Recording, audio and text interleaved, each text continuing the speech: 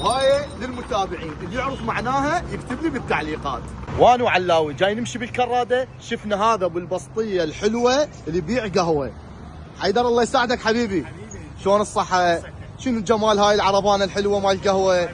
حياتي. حيدوري شو تقدم للعالم؟ عندي حلوه وعندي مره وعندي وسط. عندك حلوه ومره ووسط. عندي طالع جاهزه مال القهوه، ياخذ وياه يحمر ويشرب. حيدوري عندي اسئله بسيطه لك.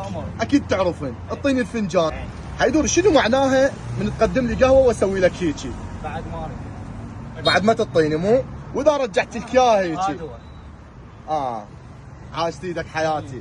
يلا هسه شو حتسوي لنا حيدوري؟ شو تريد اصب لك اياها قهوه حلوه مره وسط؟ لا انا اريد وسط. هاي الشغله جديد عليها لو يعني عندكم وراثه بيها؟ لا وراثه، احنا قديمين بيها. تسلم. ما يحتاج براسيتول ابد؟ فول. صداع ماكو مو؟ فول. انا وعلاوي راح نجرب القهوه مال حيدر. يلا علاوي قول بسم الله. الله شاهد واحد كراده. راسك يوجعك ما يحتاج تروح للصيدليه، تجي الساحه 62 شارع 62 يم قهوه الشام.